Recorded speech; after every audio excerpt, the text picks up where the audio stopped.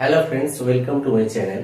আজকের আমরা আলোচনা করব বুদ্ধির দ্বি উপাদান তত্ত্ব সম্পর্কে, অর্থাৎ প্রাইমারি এবং আপার প্রাইমারি টেটের যে ক্লাস আমি শুরু করেছিলাম সেই ক্লাসের বা প্রাইমারি এবং আপার প্রাইমারি টেটের যে সিলেবাস ওয়াইজ যে সমস্ত বিষয় নিয়ে আমি আলোচনা করছিলাম, সেই সমস্ত বিষয়গুলির মধ্যে একটি উল্লেখযোগ্য বা একটি গুরুত্বপূর্ণ বিষয় হচ্ছে এই বুদ্ধির তত্ত্ব। তো এই বুদ্ধি সম্পর্কে আমাদের বেশ কয়েকটা থিওরি আমাদের আলোচনা করতে হবে বা আমাদের জানতে হবে। সেই তত্ত্বগুলো কি কি? একটি হলো বুদ্ধির দ্বি উপাদান তত্ত্ব, অপরটি হলো থ্রাস্টনের বহু উপাদান তত্ত্ব, গিলফোর্ডের তত্ত্ব, গার্নারের তত্ত্ব। এই তত্ত্বগুলো আমাদের ডিটেলসে কিন্তু জানতে হবে।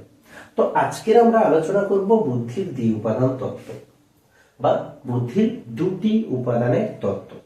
তো এই দ্বি উপাদান তত্ত্ব আলোচনা করার আগে বুদ্ধি সম্পর্কে একটুখানি আমাদের জানতে হবে যে প্রাচীনকাল থেকে এই বুদ্ধি সম্পর্কে বিভিন্ন মতামত প্রচলিত ছিল, বিভিন্ন ধরনের মতামত। কেউ বলছে যে বুদ্ধি হলো একটি জন্মগত ক্ষমতা, বুদ্ধি হলো একটি জন্মগত ক্ষমতা। আবার কেউ বলছে একটি অর্জিত ক্ষমতা, অর্থাৎ কেউ বলছে বুদ্ধি হলো একটি জন্মগত ক্ষমতা, আবার কেউ বলছে বুদ্ধি হলো একটি অর্জিত ক্ষমতা। আবার এই মতামতকে কেউ গ্রহণ করছে, কেউ গ্রহণ করছে না, বা আরো বিভিন্ন ধরনের মতামত প্রচলিত ছিল। তো এই যে মতামতগুলো প্রচলিত ছিল, সেই মতামতের উপর ভিত্তি করে 1904 খ্রিস্টাব্দে Charles Spearman Charles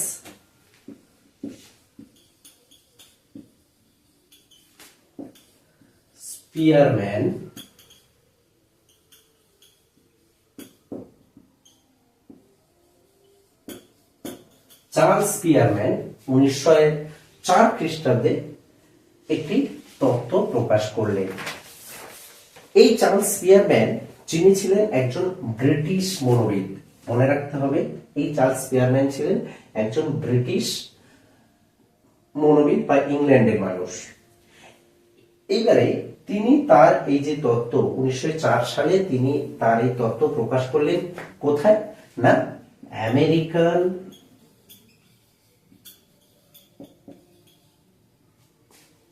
American journal of psychology.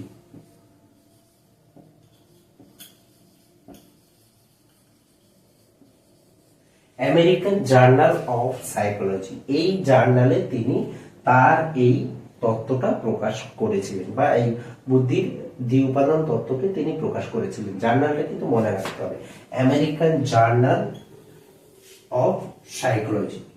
এবং তিনি এই জার্নালে যে প্রবন্ধে তার এই দ্বি উপাদান তত্ত্বটা তিনি প্রকাশ করলেন বা দ্বি উপাদান বুদ্ধির দুটি উপাদানের কথা বললেন, সেই প্রবন্ধটার নাম কি? প্রবন্ধটার নাম হচ্ছে general intelligence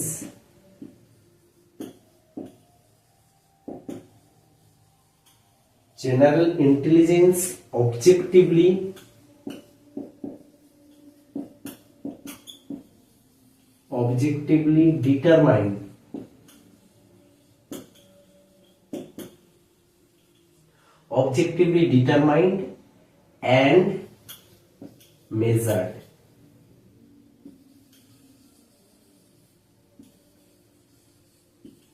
objectively determined and measured, এই নামে একটি প্রবন্ধ তিনি কোথায় প্রকাশ করলেন? American journal of সাইকোলজিতে।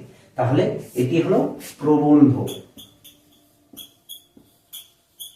আমরা জানি যে বিভিন্ন জার্নালে হচ্ছে বিভিন্ন তত্ত্ব বা বিভিন্ন বিষয়ে প্রকাশ করা হয়। তো এই যে জার্নালটা আমেরিকান জার্নাল অফ সাইকোলজি, সেই জার্নালে তিনি কি করলেন? General intelligence objectively determined and measured নামে একটি প্রবন্ধ প্রকাশ করলেন, যে প্রবন্ধে তিনি বুদ্ধির দুটি উপাদানের কথা বললেন। এই যে দুটি উপাদান কোথা থেকে নিয়েছিলেন তিনি? প্রাচীনকালে ওই যে প্রচলিত দুটো উপাদান, একটি জন্মগত এবং একটি অর্জিত, এই যে দুটো উপাদানের কথা প্রচলিত ছিল, সেই দুটো উপাদানকে তিনি সেই দুটো উপাদানের উপর ভিত্তি করে তিনি তার এই তত্ত্ব প্রকাশ করলেন। সেই জন্য তিনি যেহেতু বুদ্ধির দুটি উপাদানের কথা বলেছিলেন, সেই জন্য তার তত্ত্বকে আমরা কি বলি? দ্বি উপাদান তত্ত্ব বা বুদ্ধির দুটি উপাদানের তত্ত্ব। এইবারে এই যে দুটো উপাদান কি কি কি বলেছিলাম? একটি হলো জি বা জেনারেল মেন্টাল এবিলিটি, এবং অপরটি হলো এস ফর হচ্ছে স্পেশাল মেন্টাল এবিলিটি।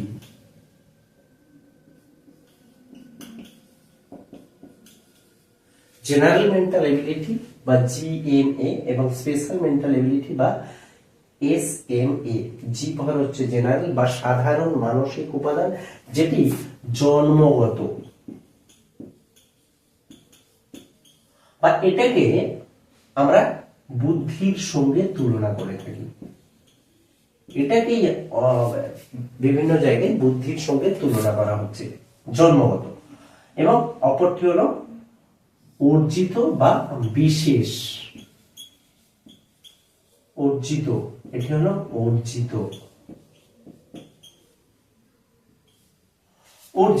অর্থাৎ বিভিন্ন ধরনের অর্জিত, যেমন খেলাধুলার ক্ষমতা, মানে কি বলবো, নাচের ক্ষমতা, গানের ক্ষমতা, আবার খেলাধুলার মধ্যে বিভিন্ন ধরনের খেলাধুলা, ফুটবল খেলা, ক্রিকেট খেলা, আরো বিভিন্ন খেলাধুলা আছে। এই যে বিশেষ বিভিন্ন, মানে জগতে বহু ধরনের যে সমস্ত ক্ষমতা আছে, বহু ধরনের বহু যে এবিলিটি গুলো আছে, সেই সমস্ত এবিলিটিটাকে বলা হচ্ছে যে স্পেশাল মেন্টাল এবিলিটি বা বিশেষ মানসিক ক্ষমতা। এবং অপরটি হলো জেনারেল মেন্টাল এবিলিটি বা সাধারণ মানসিক ক্ষমতা। সাধারণ, জি ফর হচ্ছে জেনারেল বা সাধারণ।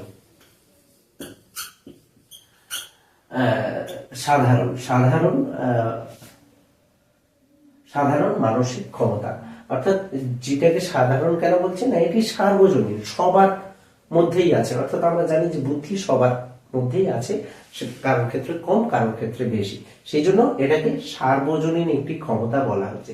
কিন্তু স্পেশাল মেন্টাল এবিলিটি বিশেষ কেন বলা হচ্ছে? এটি কিন্তু সবার মধ্যে নেই। যে খেলাধুলা করতে পারে, কেউ হয়তো পড়াশোনা করতে পারে না, কেউ হয়তো গান করতে পারে, কেউ হয়তো নাচতে পারে না, কেউ হয়তো ফুটবল খেলতে পারে, তো কেউ ক্রিকেট খেলতে পারে। অর্থাৎ প্রত্যেকের মধ্যে আলাদা আলাদা স্পেশাল মেন্টাল এবিলিটি আছে। আবার অনেক সময় দেখা যায় যে একই ব্যক্তির মধ্যে বিভিন্ন ধরনের স্পেশাল মেন্টাল এবিলিটি আছে। তো যাই হোক, একটাকে বলছে জি উপাদান বা বুদ্ধির যে দুটো উপাদানের কথা স্পিয়ারম্যান বলেছিল, সেই দুটো উপাদান কি কি? একটি হলো জি এবং অপরটি হলো এস। একটি হলো জেনারেল মেন্টাল এবিলিটি বা সাধারণ মানসিক ক্ষমতা, একটি হলো বিশেষ বা স্পেশাল মেন্টাল এবিলিটি। এই দুটো উপাদানের কথা তিনি বললেন। এইবারে এই দুটো উপাদান কিভাবে কাজ করে সেটি তিনি বোঝাতে গিয়ে একটি ছবি বা চিত্রের মাধ্যমে তিনি প্রকাশ করলেন, এবং তিনি তার এই তত্ত্বের গাণিতিক ব্যাখ্যাও দিয়েছিলেন। এইবার আমরা সেই চিত্রটা একটু দেখব, দেখলে কিন্তু আমরা পুরোপুরি বুঝতে পারবো যে কিভাবে এই দুটো উপাদান কাজ করে। এখানে এই যে বড় যে চিত্রটা, এটাকে বলা হচ্ছে জি বা জেনারেল মেন্টাল এবিলিটি। এইবারে আমি ছোট ছোট কয়েকটা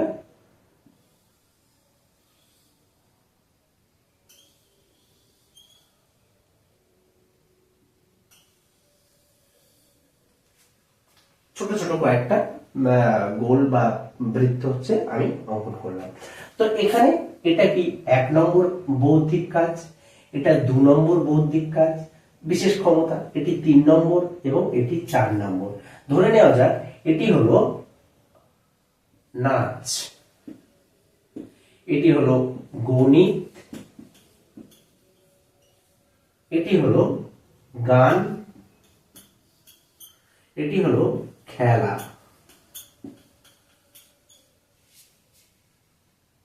এটি হলো খেলা। আচ্ছা, এটাকে খেলা না দিয়ে এটাকে আমরা গণিত দিই এবং এটাকে আমরা খেলা দিচ্ছি। কেন এটা চেঞ্জ করলাম সেটা পরে বুঝতে পারবে।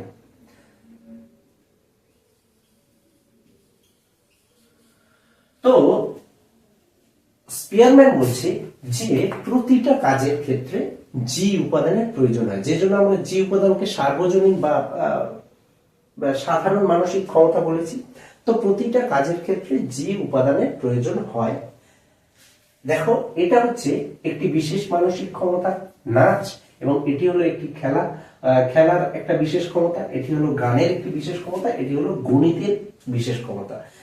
স্পিয়ারম্যানের বক্তব্য যে জি উপাদানটা সমস্ত কাজের ক্ষেত্রে প্রয়োজন হয়, কিন্তু প্রত্যেকটা আলাদা আলাদা বিশেষ কাজের জন্য সেই কাজের বিশেষ উপাদানের প্রয়োজন হয়। প্রতিটা আলাদা আলাদা কাজের জন্য বা মানসিক ক্ষমতা বা এই মানসিক বৌদ্ধিক কাজের জন্য আলাদা আলাদা বিশেষ মানসিক ক্ষমতার প্রয়োজন হয়। এইবারে এখানে কটা আলাদা আলাদা কাজের কথা বলা হয়েছে? নাচ, খেলা, গান এবং গণিত। এই অংশটা প্রত্যেকটা বিশেষ মানসিক ক্ষমতা, এবং এই অংশটা প্রত্যেকের সাধারণ মানসিক ক্ষমতা। এই অংশটা প্রত্যেকের সাধারণ মানসিক ক্ষমতা, অর্থাৎ এটি হলো বুদ্ধি, এবং তার সঙ্গে সেই কাজের বিশেষ মানসিক ক্ষমতা। প্রত্যেকটা কাজের ক্ষেত্রে বুদ্ধির প্রয়োজন হয়েছে বা জেনারেল মেন্টাল এবিলিটির প্রয়োজন হয়েছে, এবং সেই কাজের জন্য তার বিশেষ মানসিক ক্ষমতা রয়েছে। এই যে প্রত্যেকটা কাজের ক্ষেত্রে দুটো উপাদানের প্রয়োজন হয়, একটি হলো জি এবং অপরটি হলো এস। এটাকে আমরা বলতে পারি S1, এটিকে আমরা বলতে পারি S2, এটিকে আমরা বলতে পারি এই অংশটিকে আমরা বলতে পারি S3, এবং এই অংশটিকে আমরা বলতে পারি S4। আর এটা হলো জি, এটাও জি, এটাও জি, এটাও জি। এইবারে কেন আমি চেঞ্জ করলাম, এটা গণিত এবং এটা খেলা? এখানে স্পিয়ারম্যান বলছে যে প্রতিটা কাজের ক্ষেত্রে তো জি এর প্রয়োজন হয়, কিন্তু জি এর পরিমাণ সব কাজের ক্ষেত্রে সমান নয়। প্রতিটা কাজের ক্ষেত্রে জি এর প্রয়োজন হয়, অর্থাৎ জেনারেল মেন্টাল এবিলিটির প্রয়োজন হয়, কিন্তু জি এর পরিমাণ সব কাজের ক্ষেত্রে সমান নয়। যেমন দেখো, নাচের ক্ষেত্রে অল্প পরিমাণ জি এর প্রয়োজন হয়েছে, খেলার ক্ষেত্রে তার থেকে বেশি, গানের ক্ষেত্রে তার থেকে অনেকটাই কম, কিন্তু গণিত অঙ্ক করার ক্ষেত্রে আমরা জানি যে অনেক বেশি পরিমাণ বুদ্ধির প্রয়োজন হয় বা বুদ্ধি লাগে, সেই জন্য অনেকটা বেশি বুদ্ধি। সেই জন্য আমি ওখানে খেলাটা যেহেতু একটু কম এবং এখানে গণিতে বেশি, সেই জন্য মোটামুটি আমাদের যে ধারণা যে গণিত বা অঙ্ক টঙ্ক করার ক্ষেত্রে বুদ্ধি বেশি প্রয়োজন হয়, তো সেই জন্য আমি এটাকে গণিত দিয়েছি, এটাকে খেলা দিয়েছি। মোটামুটি এই চিত্রটা অঙ্কন করার সময় এই যে ছোট ছোট যে বৃত্তগুলো অঙ্কন করবে, সেই বৃত্তগুলো কিন্তু একটু ভেবে অঙ্কন করতে হবে, এবং সেই অনুযায়ী সেই কাজটাকে দেখাতে হবে। যে তুমি যদি এই বড় মানে কতটা জি এর পরিমাণ কতটা নিচ্ছ, তার উপরে সেই কাজটাকে কিন্তু দেখাতে হবে। তো যাই হোক, এই হলো চিত্র। তো তাহলে স্পিয়ারম্যান বলেন যে প্রতিটা কাজের ক্ষেত্রে জি উপাদানের প্রয়োজন হয়, প্রতিটা কাজের ক্ষেত্রে জি উপাদানের প্রয়োজন হয়, এবং সেই কাজের জন্য এস উপাদানের প্রয়োজন হয়। সেই জন্য, এবং তিনি বলেন যে এই জি এর পরিমাণ প্রতিটা কাজের ক্ষেত্রে আলাদা, এই জন্য তার এই তত্ত্বকে দ্বি উপাদান তত্ত্ব বলে। এই যে প্রতিটা কাজের জন্য দুটি উপাদান জি এবং এস, জি এবং এস, এই জন্য তার এই তত্ত্বকে আমরা দ্বি উপাদান তত্ত্ব বলে থাকি।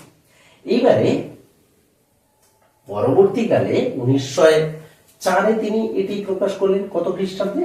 1904 খ্রিস্টাব্দে তিনি তার এই তত্ত্ব প্রকাশ করলেন। এবারে তার এই তত্ত্বটা বিভিন্ন ভাবে সমালোচিত হল, এবং পরবর্তীকালে 1920 খ্রিস্টাব্দে তিনি তার এই তত্ত্বের একটু পরিমার্জন করলেন। তিনি বললেন যে এই দুটি উপাদান ছাড়াও আরো একটি দলীয় উপাদান আছে। আর একটি দলীয় উপাদান আছে। সেই দলীয় উপাদান কি? সেই দলীয় উপাদান হচ্ছে, তিনি বলছেন যে এরকম অনেক বৌদ্ধিক কাজ আছে যে কাজগুলির মধ্যে সম্পর্ক আছে। যেমন যদি আমরা দেখি দুটো কাজ, একটি হলো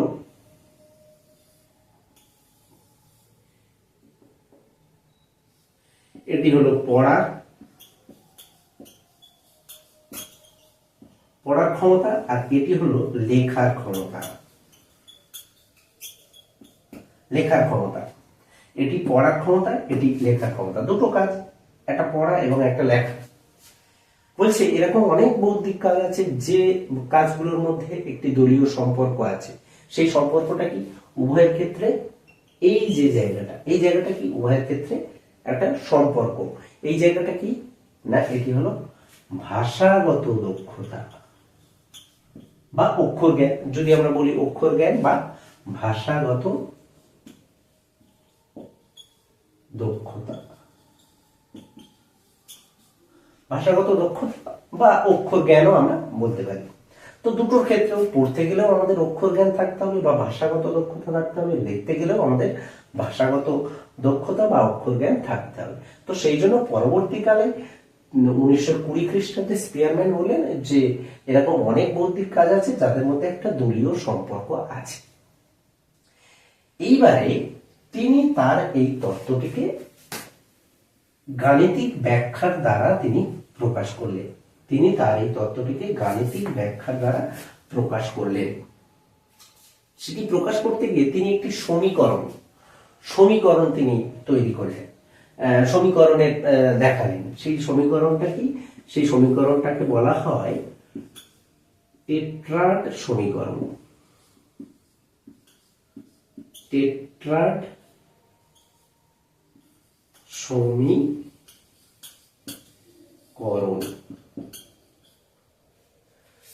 তিনি তার যে এই দ্বি উপাদান তত্ত্ব, সেই তত্ত্বটার গাণিতিক ব্যাখ্যা দিতে গিয়ে তিনি একটি সমীকরণ প্রকাশ করলেন, যে সমীকরণটার নাম হচ্ছে টেট্রাড সমীকরণ। সেখানে তিনি গাণিতিক ব্যাখ্যা দিতে গিয়ে তিনি সহগতির কথা বললেন। এবার প্রশ্ন হলো, সহগতি জিনিসটা কি? সহগতি অর্থাৎ এই যে আমরা বিভিন্ন ধরনের গবেষণামূলক কাজ করি বা বিভিন্ন ধরনের গবেষণামূলক কাজ দেখতে পাই, যেমন ধরে নাও একটা বিষয় নিয়ে গবেষণা করা হচ্ছে যে অনুশীলনের সাথে সফলতার কি সম্পর্ক। যদি আমরা দেখি অনুশীলনের সাথে সফলতার কি সম্পর্ক বা বুদ্ধির সঙ্গে সফলতার কি সম্পর্ক, এটা নিয়ে আমরা গবেষণা করছি। মানে একটা বিষয়ের সঙ্গে আর একটা বিষয়ের কি সম্পর্ক, একটা বিষয়ের সঙ্গে আর একটা বিষয় কিভাবে জড়িত, এই বিভিন্ন বিষয় নিয়ে আমরা গবেষণা করি। তো সেই গবেষণা করতে গিয়ে আমরা বিভিন্ন ধরনের চল বা চলক, ভেরিয়েবল বা চল, বাংলাতে যেটাকে চল বা চলক বলা হয়। ভেরিয়েবল কি? এই যে বুদ্ধি, কি বললাম, ধরো একটা বিষয় নিয়ে গবেষণা হচ্ছে, সেটা কি? বুদ্ধির সঙ্গে সফলতার কি সম্পর্ক, পজিটিভ না নেগেটিভ না, বা কতটা সম্পর্ক আছে। তো বুদ্ধি হচ্ছে একটা চল এবং সফলতা হচ্ছে অপর একটা চল। বুদ্ধি হচ্ছে একটা ভেরিয়েবল, সফলতা হচ্ছে আর একটা ভেরিয়েবল। এইরকম বিভিন্ন ভেরিয়েবল বা বিভিন্ন গবেষণায় আমরা বিভিন্ন ধরনের চল বা চলক আমরা চলকে দেখতে পাই বা চলক নিয়ে হচ্ছে আমরা গবেষণা করি। তো এই যে বুদ্ধির সঙ্গে সফলতার সম্পর্ক, এই সম্পর্ককে বলা হচ্ছে সহগতি। এই যে দুটো ভেরিয়েবল বা একাধিক ভেরিয়েবলের মধ্যে যে সম্পর্ক, সেই সম্পর্ককে বলছে সহগতি। এই সহগতিকে আমরা আর এর দ্বারা প্রকাশ করি। যে টেট্রাড সমীকরণ, সেই টেট্রাড সমীকরণটা ছিল এরকম, আর A B into R BC minus R eddy into R R A B into R BC R eddy into R AC, এইরকম টাইপের একটা, এটা সঠিক নয়, তবে ইকুয়ালস টু 0। তো যাই হোক, এটা মোটামুটি সঠিক নয়, এরকম একটি সমীকরণ তিনি প্রকাশ করলেন যেটার নাম হলো টেট্রাক সমীকরণ। তো এই যে আর, আর অর্থাৎ এখানে আর বলতে তিনি কি বোঝাতে চাইলেন? সম্পর্ক, সহগতি, সহগতি সম্পর্ক বা সহগতি সহগাঙ্ক, কোরিলেশন অফ কোএফিসিয়েন্ট। তো যাই হোক, তো এই যে আর, আর অর্থাৎ সহগতি, এই সহগতি তিনি বলছেন যে এই সহগতি 3 ধরনের হয়। একটি হলো পজিটিভ বা ধনাত্মক, এবং অপরটি হলো ঋণাত্মক বা নেগেটিভ সহগতি, এবং অপরটি হলো শূন্য সহগতি। একটি পজিটিভ বা উচ্চ বা ধনাত্মক, এবং একটি নেগেটিভ বা নিম্ন সহগতি বা ঋণাত্মক, এবং অপরটি হলো শূন্য সহগতি। এইবারে পজিটিভ কিরকম? সহগতি, দুটো সহগতি বা দুটো ভেরিয়েবল নিয়ে আমরা কথা বলবো। দুটো ভেরিয়েবলের ডাইরেকশন যদি একই দিকে হয় তাহলে তাদের মধ্যে যে সম্পর্ক সেটি হলো পজিটিভ বা ধনাত্মক সম্পর্ক। যেমন যদি বলা হয় বুদ্ধি, যেটা বলছিলাম, বুদ্ধির সঙ্গে, বা বুদ্ধি না বলে আমরা যদি বুদ্ধিটাকে না বলে বুদ্ধির সঙ্গে সফলতার সম্পর্ক কি সেই সম্পর্কে অনেক রকম ধারণা আছে। আমরা অনুশীলন, আমরা খুব সহজ একটা উদাহরণ দিই, অনুশীলন আর সফলতা। সফলতা, আমি বুদ্ধিটাকে কেন নিলাম না? কারণ বুদ্ধি এমন নয় যে বুদ্ধি বেশি হলেই সফলতা বেশি হবে, আবার বুদ্ধি কম হলেই যে সফলতা কম হবে। এই জন্য পজিটিভ নেগেটিভ বিভিন্ন ধরনের হতে পারে। তো আমি এমন দুটো নিলাম, মানে দুটো ভেরিয়েবল বা চল নিলাম যে দুটোর মধ্যে পজিটিভ কোরিলেশন। আমরা জানি যে যে কাজে আমরা বেশি অনুশীলন করি বা প্র্যাকটিস করি সেই কাজে সফলতা তত বেশি হয়। তার মানে অনুশীলন যত বেশি করব, অনুশীলন যত বেশি করব সফলতাও তত বেশি বা তাড়াতাড়ি আসবে। সফলতা বা সফলতার গতি যদি আমরা দেখি, গতি বলি, তাহলে অনুশীলন বেশি হলে সফলতাও বেশি আসবে বা তাড়াতাড়ি আসবে। বা অনুশীলন যদি কমে যায় তাহলে সফলতাও দেরি করে আসে। তো তাহলে দুটো কি একই দিকে? এই যে দুটো চল, এই দুটো চলের ডাইরেকশন কিন্তু একই দিকে। এটা কমলে এটা কমবে, এটা বাড়লে এটা বাড়বে, এটা কমলে এটা কমবে, এটা বাড়লে এটা বাড়বে। তো এই যে দুটো ভেরিয়েবল বা চলের সম্পর্ক বা সহগতির সম্পর্ক, বলছি সহগতি, সম্পর্কের যে সহগতি যদি একই দিকে হয় তখন সেই দুটো চলের সম্পর্ককে আমরা বলি পজিটিভ বা ধনাত্মক সহগতি। তাহলে কি বললাম? যে দুটো চলের মধ্যে যদি একই দিকে যায়, দুটো চলের গতি যদি একই দিকে যায় তাহলে তাদের মধ্যে ধনাত্মক সহগতি, এবং দুটো চলের গতি যদি বিপরীত দিকে যায় তাহলে তাদের মধ্যে ঋণাত্মক সহগতি। বিপরীত দিকে যদি আমরা এই অনুশীলনটাকে বাদ দিয়ে আমরা যদি দেখি সোশ্যাল মিডিয়া ইউজ, যদি আমরা দেখি যে পড়াশোনার সময় আমরা সোশ্যাল মিডিয়া যত বেশি ব্যবহার করব, অর্থাৎ এটা যদি পড়াশোনার সময় use of social media in study time, তো এখানে যদি দেখি সোশ্যাল মিডিয়ার ব্যবহার যত বেশি হবে তত সফলতা দেরিতে আসবে বা কম আসবে। সফলতার গতি, সফলতার গতি কিন্তু তত কম হবে, একটা বেশি হলে আর একটা কম। অর্থাৎ যখন আমরা পড়াশোনা করি বা মানে পড়াশোনা করার সময় যদি আমরা কন্টিনিউ সোশ্যাল মিডিয়া ব্যবহার করি বা সোশ্যাল মিডিয়ার ব্যবহার বেশি করি তাহলে সফলতার গতি, সফলতা আমাদের কম হবে। আমরা জানি যে আমরা পড়ার সময় কি করি, ফেসবুক, রিলস এগুলো বেশি দেখি, বা সারাদিনে আমরা দেখি, তো পড়াশোনার সময়ও আমরা দেখি। তো ওখানে যত বেশি আমরা এগুলো ব্যবহার করব পড়াশোনার সময়, আমাদের কিন্তু সেই পড়াশোনা খারাপ হবে, বা পড়াশোনার ফলে যে সফলতা আসবে সেটার গতি কিন্তু খুব ধীর গতি, অর্থাৎ এটা বেশি হলে এটা কমে যাবে।